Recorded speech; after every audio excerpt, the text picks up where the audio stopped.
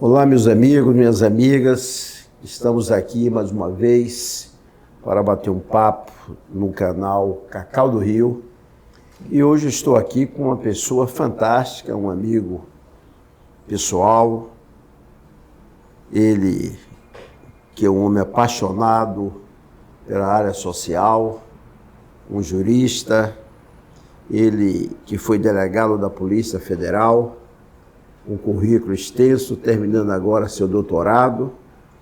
E a gente vai bater um papo aqui de um assunto muito caro para todos nós brasileiros, que é a questão das pessoas com deficiência. Doutor Denis, esse assunto hoje ele é muito caro para nós, porque o Estado não cumpre o que a lei determina. A Constituição de 88, esse assunto, que era um assunto ainda mais esquecido, mas a Constituição de 88 trouxe alguns benefícios para esse povo tão esquecido, esse povo tão sofrido. E o senhor trabalha muito nessa área.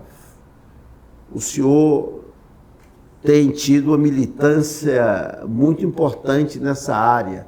Gostaria que o senhor falasse um pouco sobre a sua experiência como um homem, um jurista, um advogado, um homem que tem muita experiência, mas também tem muita sensibilidade com esse pessoal.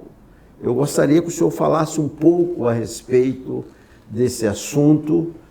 E no decorrer da conversa nós vamos ter aqui boas falas a respeito da matéria. A palavra é sua. Obrigado, boa tarde, Cacau, boa tarde, espectadores. É muito bom estar aqui e perceber essa vossa sensibilidade em relação a esse assunto, né? Eu fiquei realmente emocionado quando eu dei um toque sobre o tema com o senhor se interessou logo sobre o assunto. É um assunto que eu acho muito caro. Eu tenho pessoas com deficiência na família, eu tenho questão na família que se assemelham à deficiência, mas ainda que não avançaram para esse patamar.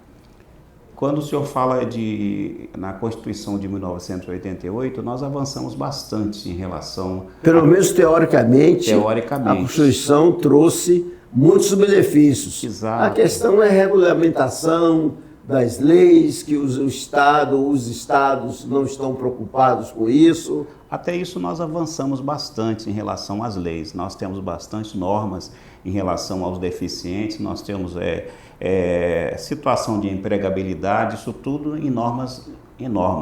Mas só que nós não estamos ainda com a efetividade dessa questão, da acessibilidade, da questão da educação.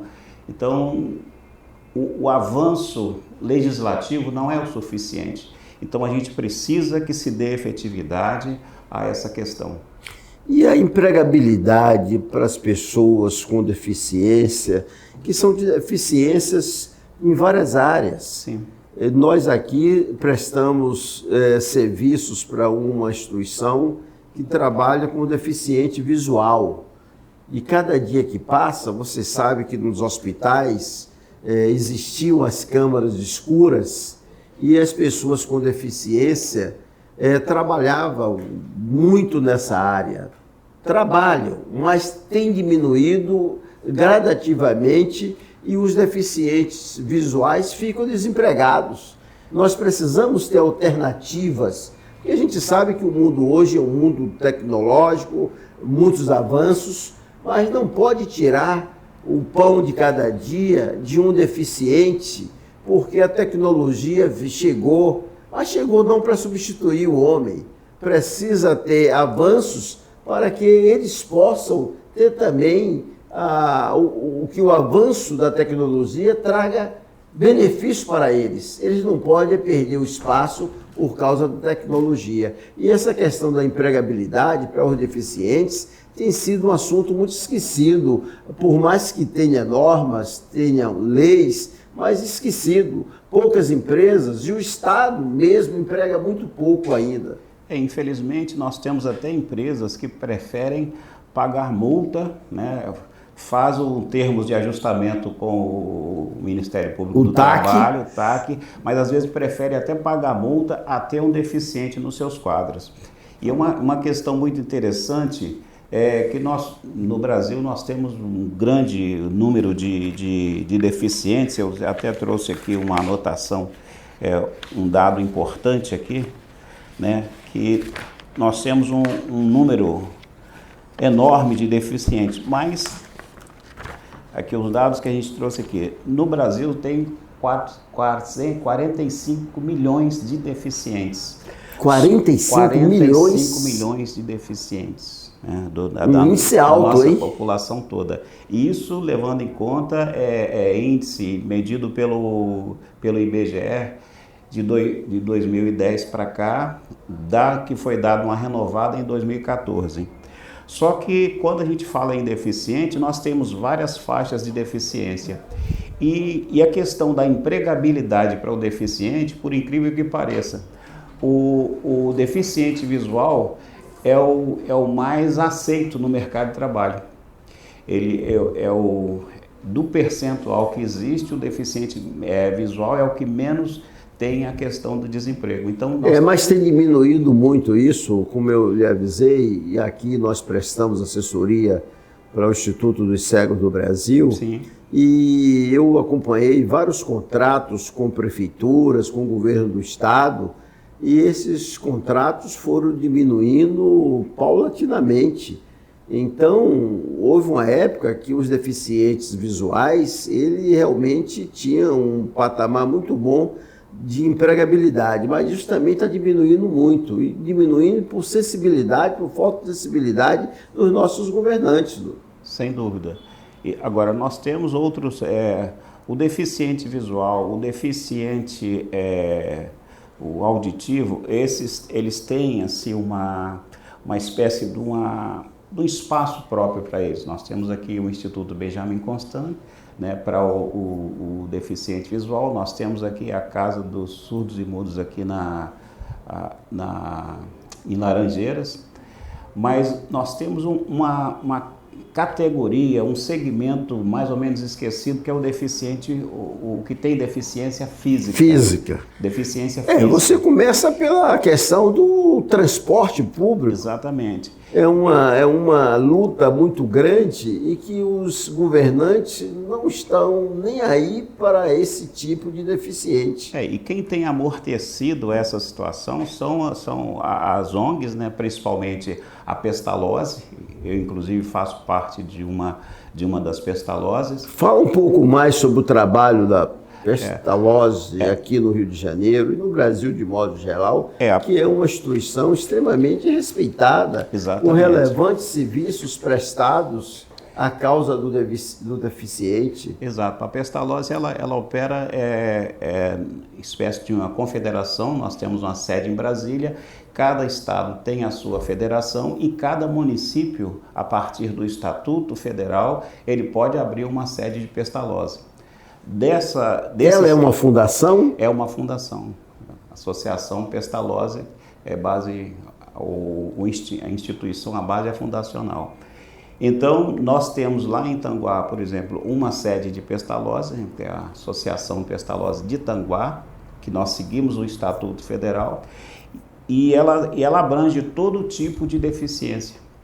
Então, às vezes a gente conta com a ajuda do município, né? E a questão da educação, né? Você dá educação de forma que a gente venha conseguir cumprir parte do estatuto hoje da pessoa com deficiência, de você dar educação e conseguir inserir aquela pessoa no mercado de trabalho. Tem casos que a condição não permite, porque a pessoa tem, além da deficiência física, tem a deficiência neurológica. E aí, quando você encontra a pessoa com deficiência física e neurológica, você tem que avançar para a família. Quem é que assiste aquela pessoa? Então, geralmente, nessas famílias que tem uma pessoa com esse tipo de deficiência e é aquele deficiente que não tem espaço no mercado de trabalho, ele tira alguém da família do mercado de trabalho para tomar conta dele. E geralmente quem é que... E a lei não ampara E a lei esse não ampara. assistente. Veja como é tão difícil ter hoje uma pessoa com deficiência na sua própria casa. Exatamente. E geralmente com esse número de 45 milhões de brasileiros com deficiência, 45 milhões, um número altíssimo. E se você for partir para a estatística, você vai analisar que muitas dessas famílias são famílias pobres, Sim. Famílias que não têm a mínima condição. Aí que entra o Estado. O Estado tem de dar todo o amparo para que o membro da família, seja a mãe, seja o pai, seja quem for da família, ter condições de tratar, de cuidar desse deficiente. Exatamente. E cuidando do deficiente, e pensando na família, a gente está cuidando da mulher. Porque geralmente é a mulher que segura Com certeza. essa situação, né? É a mãe que fica ali o tempo inteiro tomando conta, carregando a criança para cá e para lá, cuidando dos interesses, principalmente quando tem um problema neurológico também, né? Doutor Denis, o senhor está me afirmando que não existe hoje um amparo do governo para que a pessoa, no caso mais direto, a mãe, não recebe nenhuma ajuda do governo, uma vez que ela deixa de trabalhar para tomar conta desse deficiente, é isso? Exatamente. Então esse é um bom projeto de lei. É um bom projeto. Para que nós possamos amadurecer a nível estadual e a nível federal. Hoje eu vou ter uma live à noite com alguns profissionais da área de saúde e eu vou discutir também essa matéria, que é uma matéria extremamente relevante. Exato. E o Estado não pode deixar de amparar, que a gente vê tantas barbaridades do Estado e na hora certa, com a pessoa certa, o Estado falha. É uma coisa que dói o coração. E não é por falta de dinheiro, há dinheiro para isso, sim. Porque o LOAS ele alcança o deficiente, mas não alcança quem toma conta do deficiente. Que geralmente é a mãe, ela fica ali, ela não estuda, ela não trabalha, a vida dela é aquela pessoa, né? Ela tem que estar tomando conta da pessoa.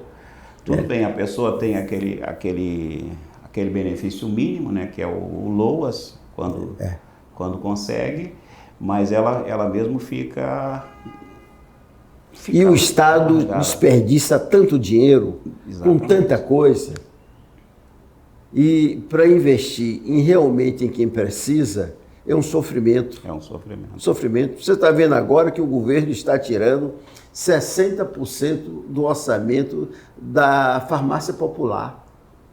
Tirando 60% do orçamento. E, em contrapartida, está aumentando 17 bilhões para as emendas parlamentares, as emendas secretas. Olha que absurdo. E tirando dinheiro de um setor extremamente necessário. Aliás, eu estou aqui no Rio de Janeiro com brigas em relação à farmácia popular.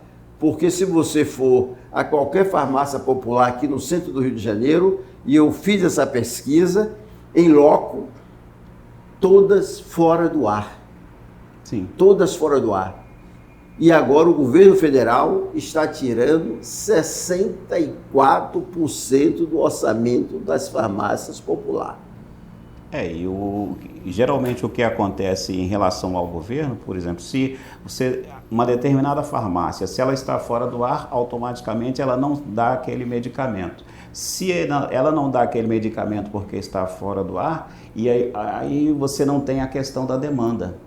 Não havendo a demanda, dá ao governante, seja quem for, o direito de tirar. Bom, ali não existe essa demanda, só que a demanda é uma demanda provocada. Sim. A falta de demanda é provocada. Se está fora do ar, não vai ter ninguém ali. Então, aquela pessoa que pegaria o remédio naquela farmácia, naquele endereço, vai pegar no outro.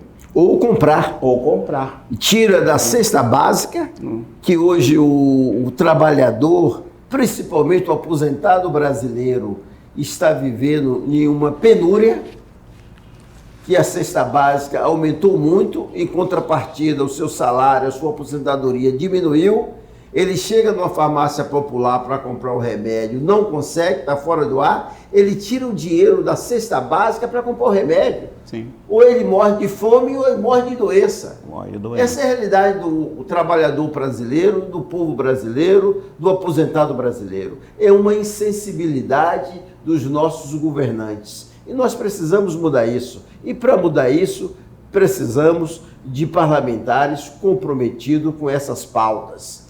Principalmente com a efetividade da lei, né? Nós temos lei em vários segmentos, as leis estão... E o Ministério Público é muito omisso também nisso. Principalmente. O Ministério Público é muito omisso. Eu tenho debatido, eu tenho criticado muito o MP pela sua...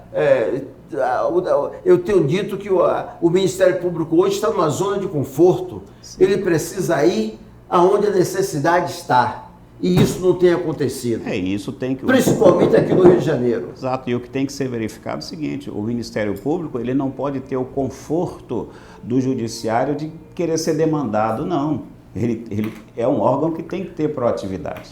Tem que provocar. Tem que provocar. É o papel dele provocar. Principalmente a ele, à sociedade e ao judiciário. Aliás, os nossos órgãos governamentais, quase todos estão assim. Eu sempre fui um apaixonado pela Defensoria Pública. Só que a Defensoria ficou muito elitista. Para você hoje ter um acesso a um defensor, é uma coisa terrível. Terrível. Tenho criticado muito. E se eu for eleito parlamentar, pode ter certeza que eu vou dar trabalho a essas instituições. Essas instituições precisam estar ao lado do povo. Sim.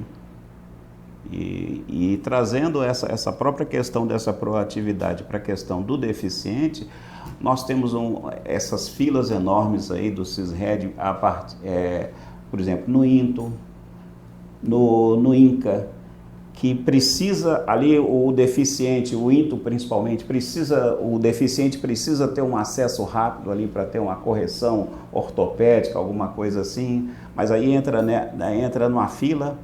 E você não tem a proatividade do Ministério Público, da Defensoria Pública, para provocar que aquela fila ande. E às vezes nem se sabe como é que está andando aquela fila, que a pessoa passa anos e anos ali esperando. Às vezes, quando chega a vez dele, já morreu. Eu estava falando recentemente em Niterói para um grupo, e no grupo havia muita assistência social, e descobri uma pessoa com 5 anos na fila esperando uma cirurgia. 5 anos na fila esperando uma cirurgia. Eu lhe pergunto, que país é esse? Qual é a mágica que essa fila não anda, né? A gente precisa descobrir que mágica existe para essa fila não andar. Nós estamos vivendo no século XXI, nós estamos vivendo num mundo tecnológico, e a gente observa que esses órgãos não estão funcionando adequadamente. A população, principalmente a população mais pobre, tem sofrido muito para ter um atendimento razoável, seja na área da saúde, seja na área da justiça, seja na área do MP, na área da defensoria. A Defensoria foi criada para socorrer os carentes, os necessitados. E hoje você vê uma Defensoria distante, uma burocracia para uma pessoa simples ter acesso ao defensor. Quando tem, é uma vez na vida ou na morte. Você só encontra, no decorrer do processo, muitas vezes, uma vez só o defensor. Então, nós precisamos mudar isso. vários segmentos aí que podem socorrer ao deficiente quando a lei de acesso da pessoa portadora de deficiência, ela fala da possibilidade de se ter o avanço tecnológico em favor do deficiente. Sim. E aí nós temos aí o Cefet, que pode operar aí trabalhando com vários inventos que vai facilitar a vida da pessoa com deficiência. E aí nós temos aí já a doutrina médica já tem falado, e até a doutrina jurídica também, das doenças que são negligenciadas. Então você pega determinada doença, determinada deficiência que é própria de algum segmento social, geralmente, quase sempre das pessoas mais vulneráveis. Você pega aí uma doença, por exemplo, a anemia falciforme. A anemia falciforme é uma deficiência hematológica que é característica da população negra, é uma doença que foi descoberta há mais de 100 anos e que é negligenciada e que você não tem pesquisa a respeito dessa doença. Então, são doenças negligenciadas assim que precisam fazer parte da pesquisa, aproveitar-se da tecnologia. E isso a gente não tem. E vou lhe dizer mais, as deficiências da área psicológica, essas então, as pessoas sofrem muito mais. Não há um investimento a nível municipal, a nível estadual e até mesmo a nível federal. E eu digo mais, há orçamento para isso. Há orçamento. A questão, recentemente, um secretário de Estado aqui do meu estado, do Rio de Janeiro, ele teve a cara de pau para dizer para um pessoal que esteve na sua secretaria que a referida secretaria tinha 1 bilhão em caixa, mas não tinha projeto para gastar aquele dinheiro. Veja só, um estado como o Rio de Janeiro, um secretário abria a boca para dizer que a sua secretaria tinha 1 bilhão em caixa, mas não havia projeto. Um secretário desse tem que ser exonerado 2 minutos depois que ele abrisse a boca. Você pega o município do Rio de Janeiro, pega o município de Niterói, aqui ligados, 12 quilômetros de diferença ao mar, só que separa. São 2 cidades universitárias. Então você tem ali engenharia, você tem atuária, você tem todo o segmento de graduação. Como é que se pode aceitar que não se tem um projeto? Você vai lá, pega lá meia dúzia de estados. Graduação e pós-graduação. As universidades preparadas, muito embora que o governo está procurando destruir as universidades, mas as nossas universidades públicas são universidades referenciais a nível nacional e internacionalmente falando. E hoje há uma política para destruir essas universidades, esses centros de pesquisas. Hoje nós poderíamos estar produzindo remédio, até exportando remédio, com tantas instituições como Fiocruz, Butantan e tantas outras, mas não há interesse do governo. Hoje nós pagamos caro para patentear um remédio, para produzir remédio no Brasil. Nós tivemos aqui uma agressão contra o estado do Rio de Janeiro, que nós tínhamos lá em Tanguá, a companhia Cibram, que era uma companhia que produzia 400 toneladas de antibiótico. E foi simplesmente dissipada, desapareceu no mapa. Hoje em dia ela é um prédio lá histórico, um monstro que está ali, que até hoje não se sabe o que fazer com aquilo. Mas aí, voltando um pouco mais, que nosso tempo está chegando ao fim. Quando a sua sensibilidade falou sobre a assistência psicológica, o desafio que a gente faz, e aí atinge diretamente o deficiente, você pega qualquer edital da educação, da saúde, o que seja, convoca 1.000 professores, abre um concurso para 1.000 professores, para uma escola que tem uma demanda ali de 300 ou mais alunos. e você contrata um psicólogo.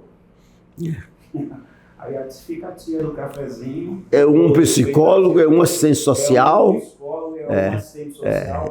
Fica a tia do café, com todo respeito, com toda a sua experiência, dando conselho à menina como usar um preservativo, como usar qualquer coisa, quando o Estado teria condições e necessidade de contratar o psicólogo. E aí você, no segmento também do deficiente, o que se tem para a psicologia nesse segmento é pequeno.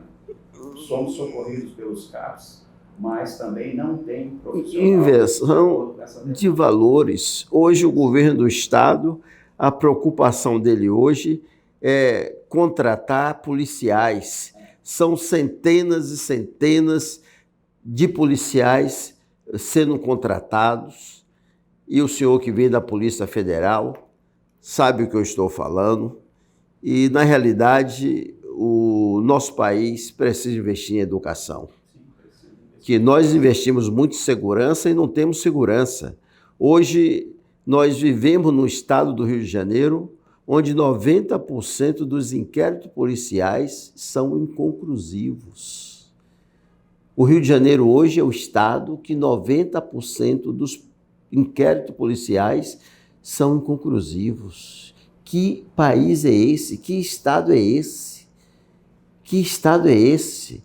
Nós precisamos mudar de maneira radical a filosofia dos nossos governantes. Precisamos investir em educação, investir em educação, investir em educação.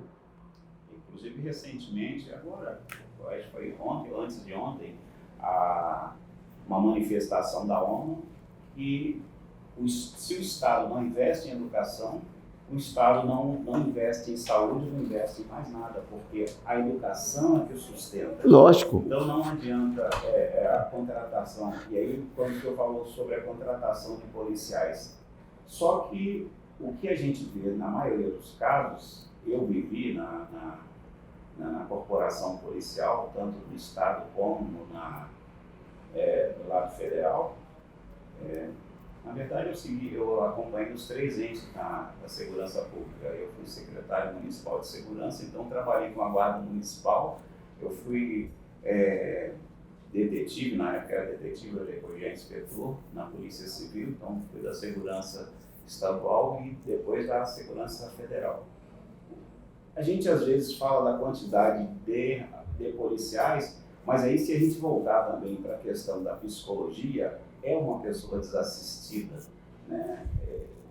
Um policial muitas das vezes não tem uma segurança psicológica para trabalhar, então eu acho que a gente está colocando pessoas desassistidas às vezes para tomar conta de pessoas desassistidas, e aí você fragiliza mais o sistema. É por isso que o nosso Estado vive no estado de abandono, no estado de insegurança, no estado onde as pessoas, o que eu mais ouço falar do Rio de Janeiro, são pessoas querendo ir embora do Rio de Janeiro. As pessoas indo para outros estados e a juventude saindo para irem para o exterior.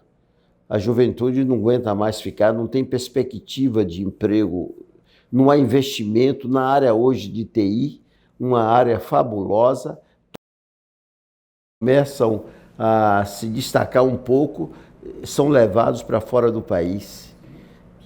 Não se investe aqui. Alunos do Cefet, exatamente. Vão embora. E nós temos um celeiro de jovens, de adolescentes nesse país, nas comunidades. As comunidades são desassistidas. Você, quando tem oportunidade de conversar com essa juventude, você vê que ali não tem só gente do tráfico, não. Tem gente boa, gente que quer estudar, gente que precisa de oportunidade, e o Estado não tem dado essa oportunidade. Estamos aqui encerrando o nosso papo com o Dr. Denis, falamos sobre vários assuntos, sobre a deficiência em várias áreas. Nós precisamos cobrar dos nossos governantes e estamos próximos de uma eleição que é uma eleição importante para o nosso país, em todos os níveis. E nós precisamos pedir a consciência do nosso eleitor para que ele possa realmente analisar a vida de cada candidato. O parlamento é muito importante em um país, em uma sociedade como a nossa, e não podemos colocar para nos representar qualquer pessoa. Tem de pesquisar a vida desse indivíduo, saber da sua condição de ser um parlamentar. E eu quero apelar para vocês que analisem a vida dos milhares de candidatos, e eu chamo vocês também para entrar no canal do Cacau de Brito nas redes sociais, através do @Cacau de Brito Oficial.